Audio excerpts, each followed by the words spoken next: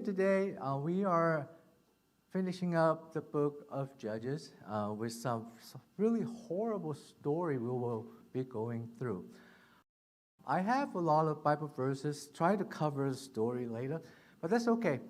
Even I will kind of try to do my best to tell the story later. But be sure that you go home and read chapter 19 to 21. It's pretty exciting, like a lot of action movie. It is there, but it's not really a kind story, a nice story that you hear. But anyway, we will learn from particularly these chapters. Hopefully that's something that we will be drawn to God this morning. Recently, not only the story, if we look around in the United States, even the world, there's a lot of things going on. So some of them are probably, now you don't feel a thing. To some family, these events probably have some impact to them. We know about this main mass shooting. Can you imagine a ex-military a guy brought in guns and then go into a bowling alley and just open fire and kill 18 people, just for no reason? Wow. And then the FBI tried to catch him. I think 2 or 3 days later, he was found dead. People will ask, so what do we do? What's left with the family? A lot of pain, a lot of tears. Is that justified?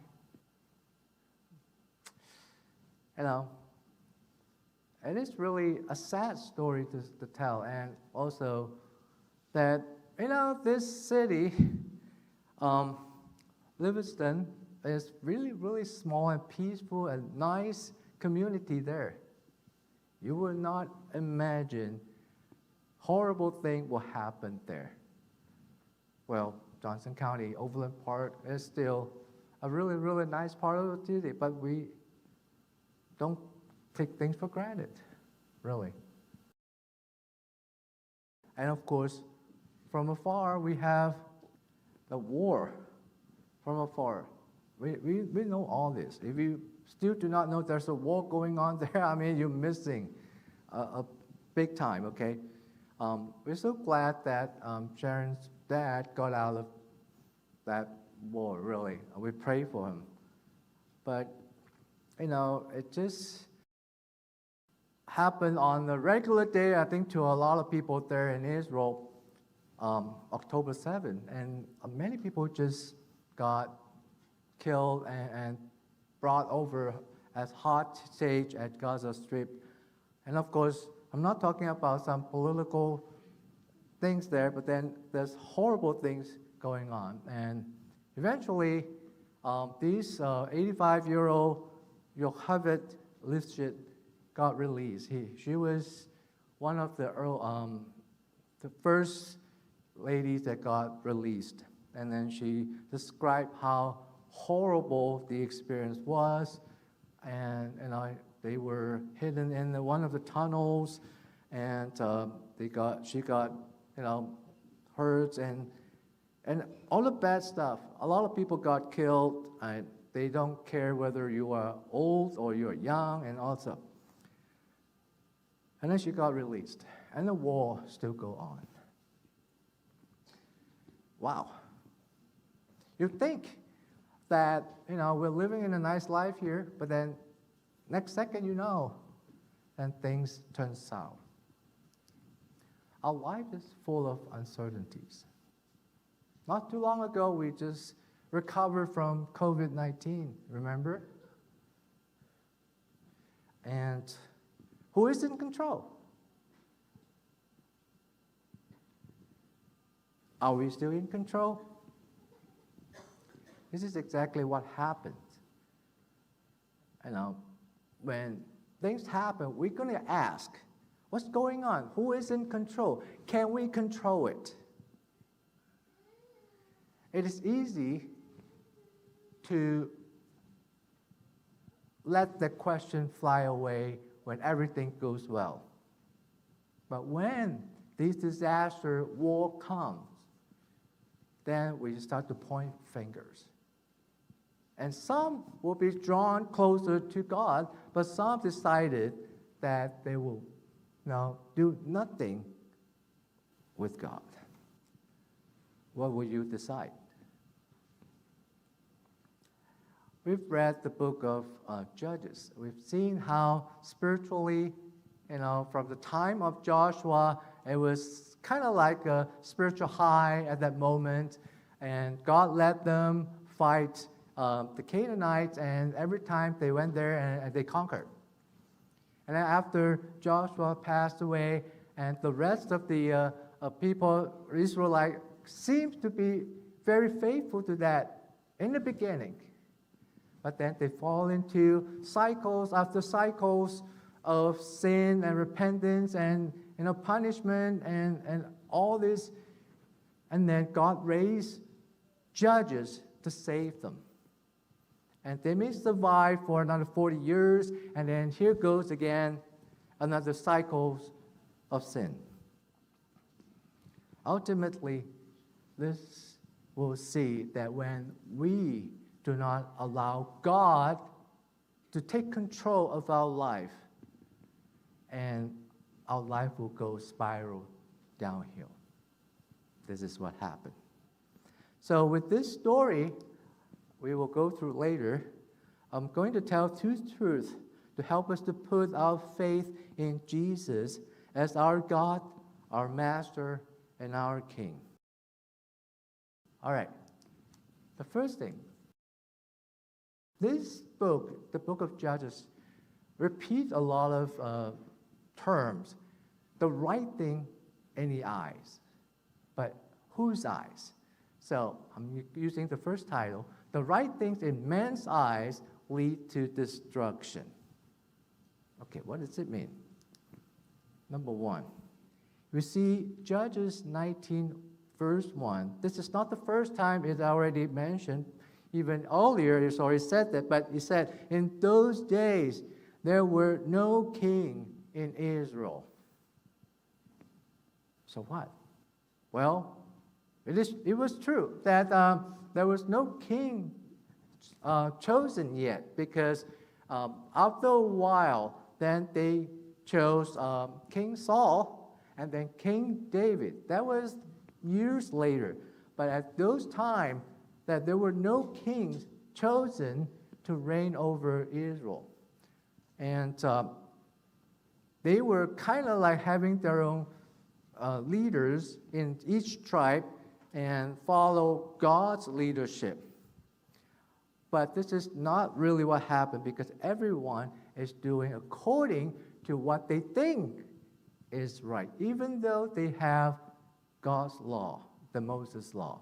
Now let's go through the story very quickly. You will find out everything that they say in the story, something is wrong. Some can be really, really wrong. Some is like kind of wrong. Okay, let's go through very quickly. The story goes, a Levite man married a concubine. Okay, so is there anything wrong with this? Married a concubine, nothing wrong, right? Of course it's already wrong. I mean, where in the law of Moses allow man to marry a concubine? You only marry one wife, right? Not concubines. Okay, the story goes like nothing happened. All right, it's like, oh, a man married a concubine, just like it was normal in the culture back then. All right, so I married a concubine, and then the concubine was unfaithful to him. Well, is that a bad thing?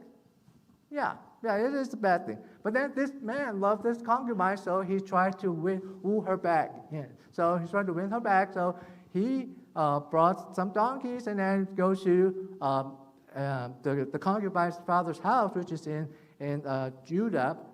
He was in the hill country of Ephraim. It's probably north of that.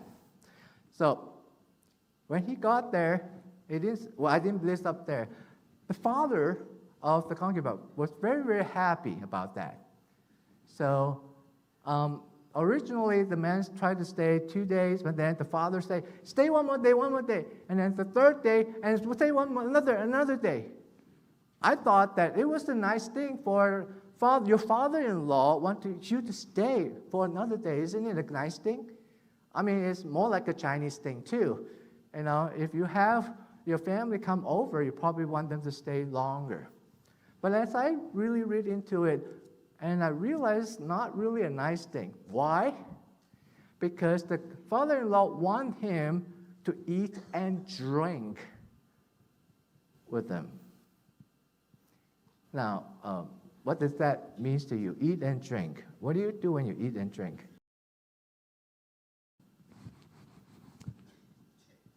You party. Looks like this father-in-law really liked to party. Party a lot.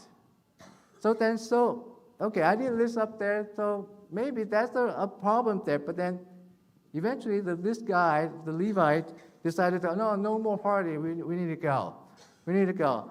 So much that he had to leave in the afternoon. You know, if you want to, in those days, if you want to travel, you wake up early in the morning and travel because, it's a long journey.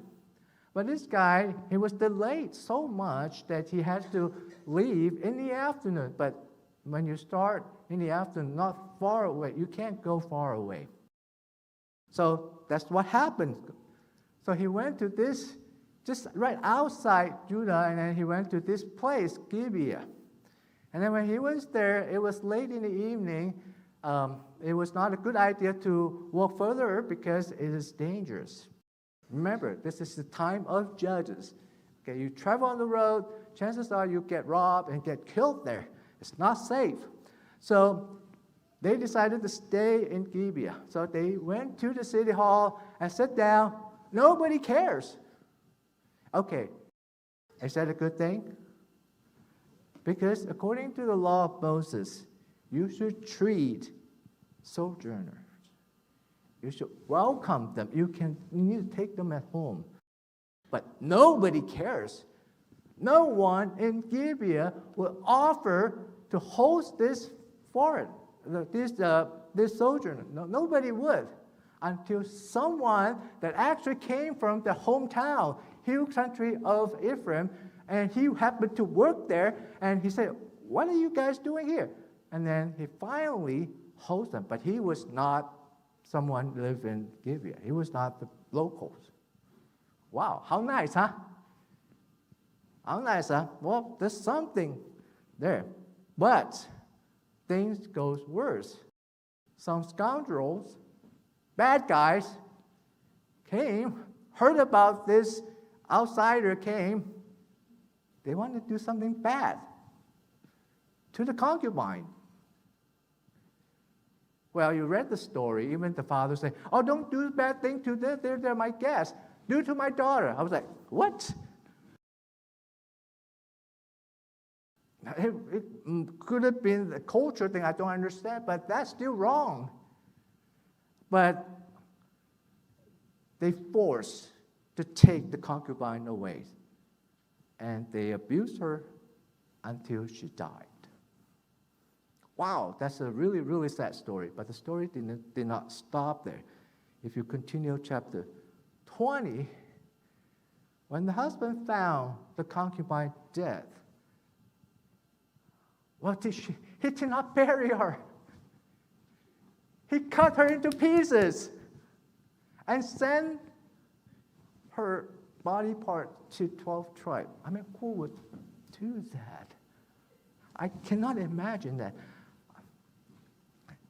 Maybe he was so angry, he just wanted to get attention for revenge. But still, who would do that?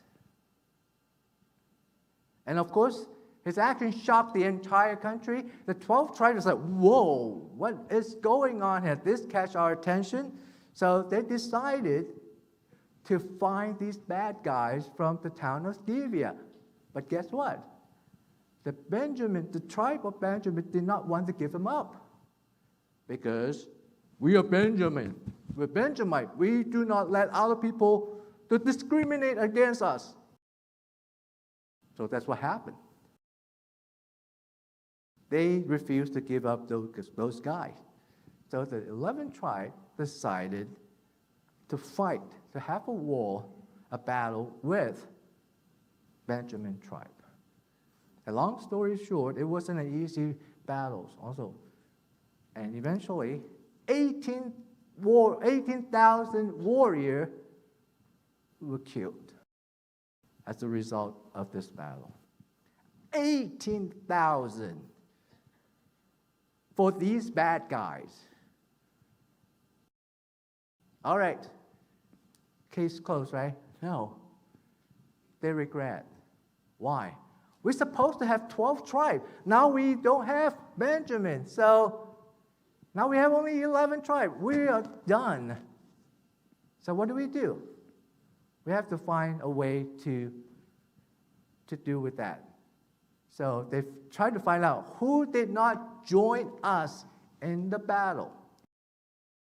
Jabesh Gilead did not. So they killed those people. And 400 of the virgins were forced to be married with the Benjamin tribe. This is a quick story here. I'm sorry. You need to get the juice. You need to go read the story. Everything that's going on in there is so wrong. It's so messed up. Just because there was no king in Israel. There was no king in Israel. So, the last verse of the book of Judges said, in those days, there was no king in Israel. Everyone did what was right in his own eyes. That's what happened. If you do not have a king, well, I guess it's probably more than not having a king. They don't even care about God. When that happened, everyone do according to what you think is right, what you see is right. That's what happened. Isaiah 1:3 said, "The ox knows its owner, and the donkey its master's crib, but Israel does not know. My people does not understand." Who brought Israel out of Egypt? God. Who took them into the wilderness for 40 years and feed them with manna? God did. And who brought them into this promised land? God did. What happened now? They did what was right in their own eyes. Where is God? Where is God? Prophets said, "Be not wise in your own eyes. Fear the Lord and turn away from evil." When you think you are wise and you do not need God, you are so wrong. Proverbs says that be not wise in your own eyes. What do you mean by be not wise? It's that fear the Lord. What does it mean by fearing the Lord? Turn away from evil. Sometimes we don't like regulation. We don't like rules, right? How many of you like family rules? Raise your hand. How many of you don't like family rules? Raise your hand. Okay. So when your mom and dad say, "Don't do this," and oftentimes you will do this and don't do that one, right? You just do the opposite. I know, I get it. But this is our sinful nature. When God said, "Don't eat that fruit of the tree," and what did man do?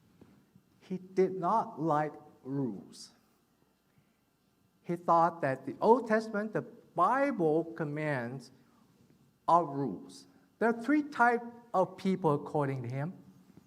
He said, the first one is the slave. He called them slave. Why? Because they obey to the rule. But they're just slave. See how he views, especially for believers, that you're just a bunch of slaves. You're working for that.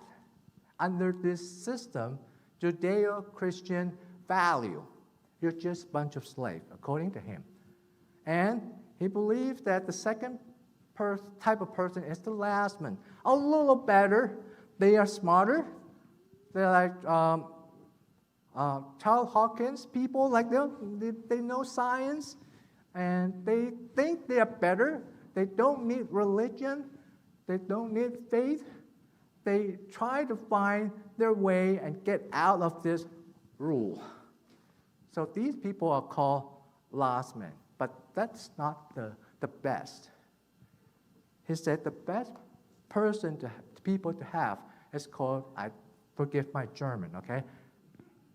Übermensch, something like that. It's easy to translate it to Superman.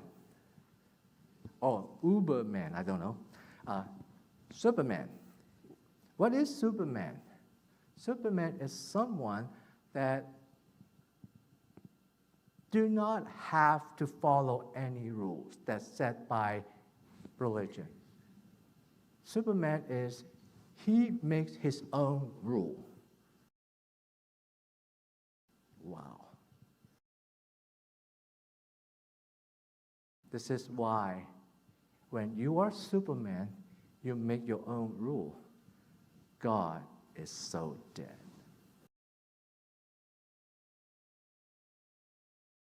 This is what we call existentialism. Well, nihilism is also part of what Nietzsche's philosophy also. What are the differences? Well, nihilism is that belief that our existence is important, but there's no meaning or value of life. No matter what you said, there's no meaning. Everyone dies anyway.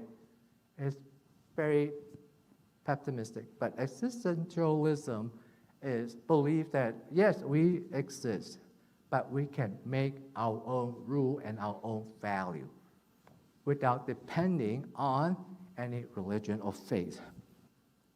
So how do we know that many brothers and sisters sitting here, that you are actually existentialist? Okay, this is the sign. If you take responsibility for your own actions and never go to God, you're most likely existentialist. That's probably alone won't count much. But if you live your life without regard a commonly held religious or social beliefs, you every day in your life, you do everything according to what you want, in this passage, according to the right thing in your eyes, that you are existentialist. Number 3, that you believe that you are good enough to teach others how to live. Wow. You set your own value. But unfortunately, Nietzsche himself, he may sound very, very smart. He suffered with mental illness.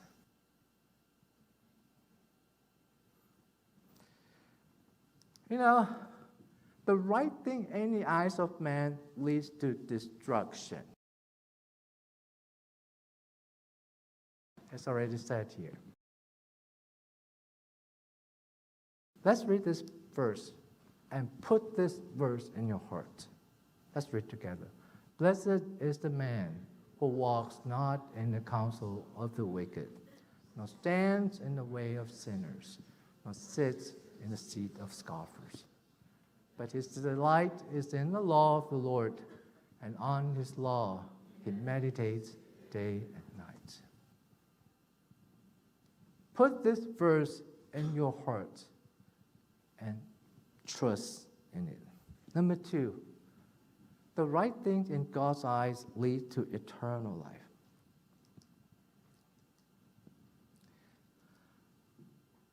This is why nature got it all wrong. The Bible is not a bunch of rules limit you what to do and what not to do. The Bible is a tool to help us to know who God is and how good He is, how much He loves us. And so that we respond to this God. That's why you are here to worship. You're not here to listen to some other things. You're here to worship Him. You're here to know Him. For God so loved the world that He gave His only Son, that whoever believes in Him should not perish but have eternal life. Goes on, for God did not send His Son into the world to condemn the world. Hello? Because we already are condemned. To start with, God sent His Son in order that the world might be saved through Him. That's the opportunity to be saved. If you think you're doing well, think again. How many mistakes that you have made? How many wrong? How many sin you have committed? We cannot save ourselves. Don't try to make your own value. God already has said it, and He saves us. You know, this way that God has set us is a narrow way. Don't look at the world. They would do whatever is right in their eyes. Jesus already said that. This is our yearly Bible verse. Entered by the narrow gate, Jesus said, for the gate is wide and the way is easy that leads to destruction. And those who enter it are many. For the gate is narrow and the way is hard that leads to life, and those who find it are few. My dear brothers and sisters, do you really want to follow the big road, the big gate? They are leading to destruction. It's easy. I would say it's easy to die.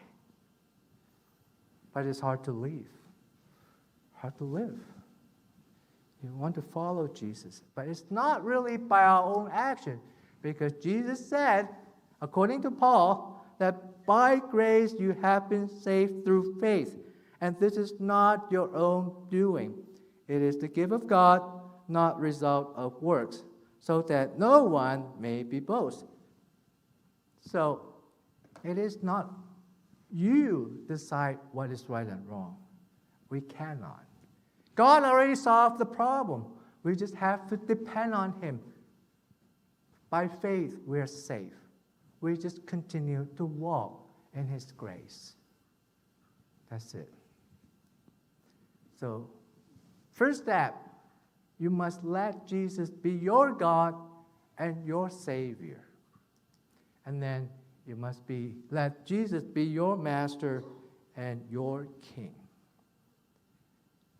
Did Israel not have a king, really? When they asked for a king, God told Samuel, don't worry. Let's read this together.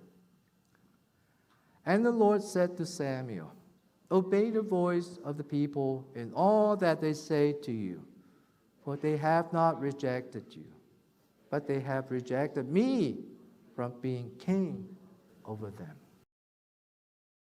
They wanted a king. They said they have no king. And they did not realize God's supposed to be their king. They don't want king. They don't want God. They want man. Let's turn this around. We don't want man. We want God. because the right thing in the eyes of God leads to eternal life. My dear brothers and sisters, today God is looking for a man after his own heart. He's looking at you, whether you truly believe in him. Come, worship Jesus as Lord and King of your life. You come here and worship him like singing to some nobody here, or are you worshiping him as King and Lord of your life? Do you study and obey the word of God with humility? You think you already know everything, like nature's? You know, what an irony that nature happens to be a PK. Really. His father was a Lutheran pastor. And he thought that he is smart enough to deny God. And trust him in personal and corporate prayer life.